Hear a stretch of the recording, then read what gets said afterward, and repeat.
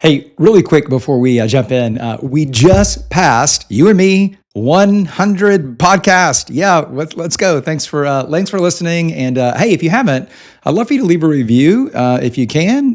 Get it a rating. All that stuff really does help, obviously, wherever you get your podcast. And let me know what topics that you would like to discuss more. I love talking up the things that churches and pastors are talking about. Most of the material that we're working through are things that I work through with my clients right now. And so give me some ideas. Okay, let's get started with today's conversation. If you lead a church where people participate, okay, they're engaged, people are, doing the stuff at the church, but growth feels kind of slower than it should. And I don't mean attendance growth, but discipleship growth. If you're leading a church where people are involved, but their faith doesn't seem to be transforming or changing, this episode is for you. One of the most common discipleship challenges today, at least that I have experienced personally and certainly seen in hundreds of churches, is equating engagement or participation, whatever you call it, with automatic discipleship growth.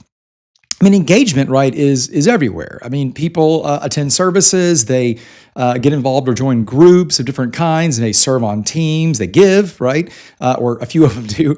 I mean, lots of people in our church are doing one of these things, and a few of them are doing all of this stuff. When I was a lead pastor at Woodstock City Church, I'd led there for just over 13 years. We worked really hard to get people to engage. Engagement was a huge target for us. And it was four things, really. It was serve, give, connect, in group, and invite, invest and invite. Those are the four things that we pushed a lot. And we were a pretty large church, right? We were pretty big, and then we got connected to North Point Ministries and became a campus and got really big. And, we had great metrics, right? Because of our affiliation with North Point and just the scale that we were able to operate at, we actually had a team of people. This is crazy. But we had a team of people that helped with metrics. And so it wasn't just me, the lead pastor. But before we were a part of North Point, it was just me monitoring all these metrics and, creating these kind of dashboards, And here's what we learned over time. We learned that people who engaged, so in one of those four things, and usually group was the first one. You can't really track in invest and invite, right? It's hard to track how many people invite people. You could survey, but that's not the best data. So we really had three trackable metrics, right? Are you in a group? Are you serving? Are you giving? So when we tracked those three things, we learned some very interesting stuff. First one is that group was the one that most people would choose first. And we learned after 1 year, the most logical thing that would happen is that person would be in a group again. The second, though, most chosen step was to do nothing. Isn't that crazy? So if you were in a group, let's say in 2026, at least at our church in the time, if you were in a group in 2026, and then you decided next year, odds are, right, you would be in a group again. Maybe the same one, because it would be continuing, or you would join another group. But the second most chosen thing was to not do anything. Now, we did find that if you were in a group, or if you were giving or serving, and you engaged in a second piece of engagement, then the odds are that you would choose a third. So we got pretty hyper-focused, right, on getting people to engage quickly, because we did learn that if a person doesn't engage in the first 90 days, the odds of them ever engaging dropped dramatically. We also learned that we needed to get people engaged in two things, not just one thing. And I'll tell you what, we did a great job of this. And I think our heart was in the right place. I certainly assumed, I would say this from stage, right? If you are engaged with a local church, it will be impossible for your faith not to grow. Now, that seems true. And from the outside, things look pretty healthy, right? When people are involved, engaged in lots of things. It's encouraging to see that. And I think engagement growth is a huge win, okay? In many ways, it's a huge win. Yet, and let's just have a real transparent conversation. And listen, I can have it because I think I've failed at this at times. Many pastors quietly sense something else is happening too. Like, I think a lot of us, and I began to watch this happen, I began to watch people doing things but their faith not really moving anywhere necessarily. Like they were involved, but maybe they weren't growing. And I don't mean every single one of them, okay? I mean, I can find an individual story to substantiate anything we want to say, right?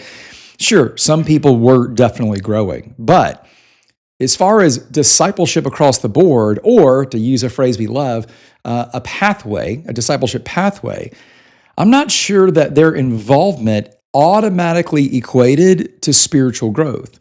And you know what? That's a real tension. And it points to, I think, a very simple issue, that engagement in a lot of churches has started to equate to discipleship, that we assume that they are one in the same, that if people are in a circle of some kind, a group of some kind, if they're giving at any level, right? If they are serving, again, at any level, that their faith will automatically be growing. And I am not sure, in fact, I'm actually pretty sure, that is not an absolutely correct statement. And it's a very easy mistake to make. I made it again, as I said, for years and years and years.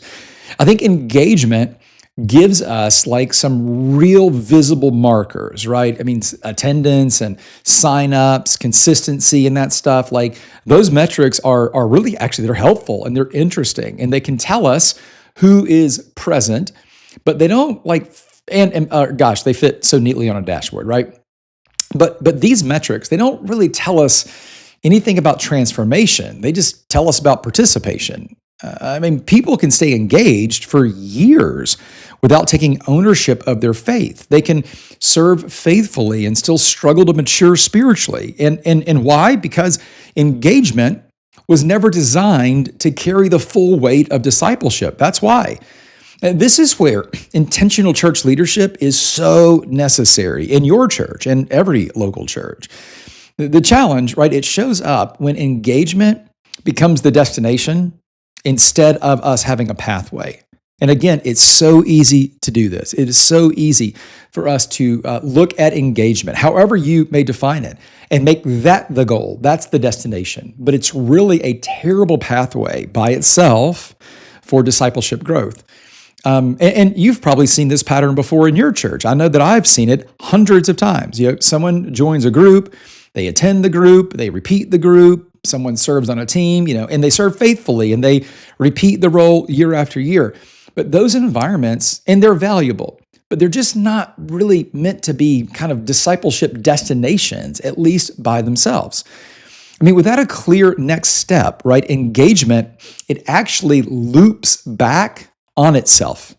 It feels stable, and it certainly feels familiar and productive, and we love the dashboards it creates, but the movement behind engagement alone can really kind of feel slow, especially if the engagement is just re-engaging in the same places. Again, I'm not going to name any names. I can think of hundreds of people probably, though, if we sat here long enough, that I know very personally, right, that in our church, were engaged. They were inviting people. I mean, not every week, but they would invite people. They were in a group. A lot of them were in my group at times for a year or so. They would serve, but year after year, they would re-up to be a parking lot volunteer. And listen, those guys in the parking lot were amazing. We had a few women too, so the people in the parking lot were amazing. But they weren't having spiritual conversations. And even pre-service, post-service, it wasn't like discipleship oriented, it was logistics oriented. So here's the point, right? I think one of the most important questions a leader can ask, this is not about adding something new, okay? It's really about clarifying direction and the actual destination. So let me just give you two questions that I learned to ask when I was a lead pastor, and now I teach pastors to ask as well. So two questions. One, where does this lead? So whatever engagement or program or step or, you name it, anything that you're doing at your church, the question you should be asking, where does this lead? And then the second question, and what's the next logical step? Okay, everything you do should have a step into it and a step out of it. And now there may be 2 or 3 steps out of it. Okay, that's fine. But there should be options for people to move forward out of whatever they are doing. So for instance, we could do a whole day on this, but if you have somebody who's serving in the parking lot, That's wonderful, especially as a first step of service. But how do we engage them to take better steps for their faith? Now, we can also do some things around the parking lot. We can gather those people who serve and do some discipleship things with them. They're already connected. I mean, that's a part of the battle's already won. But what else could we do with them? Could we, over time, invite them to become leaders of the parking team? Or could they move into small group leadership roles? Could they move into higher levels of leadership over time as we watch them and engage with them and see something in them? Again, what's the next step? So whatever you are doing in your church, your programs, whatever you call them, right? Where does it lead and what is the next step? Okay, if the answers to those questions are kind of vague to you, the issue isn't the environment, okay? It's the absence of an intentional pathway. Now, just really quick, while we're on this topic, another reason that engagement gets mistaken for discipleship is that information, it just feels real productive, right? You know how busyness feels productive, I think the same thing happens with information. I think information makes us feel that something's happening, right?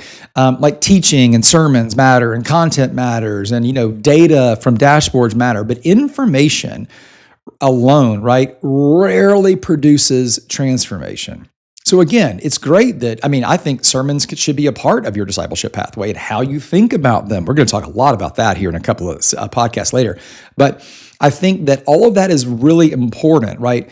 But growth happens when truth is practiced, right? When learning is paired with accountability, when content, connects to real life. So most church environments, do one of those things well, but not all of them well. And that's really what discipleship requires. It requires kind of intentional design that brings all of that stuff together.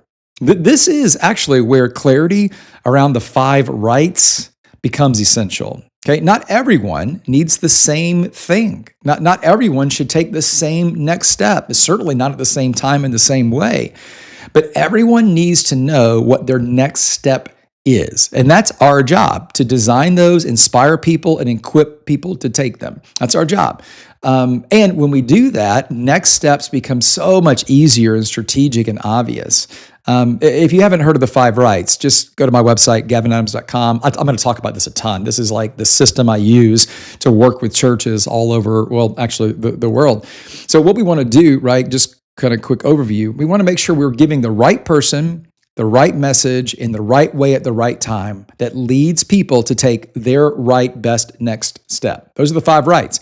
The right person, getting the right message in the right way at the right time that leads to the right next step. So the churches that have and maintain or even regain momentum, right?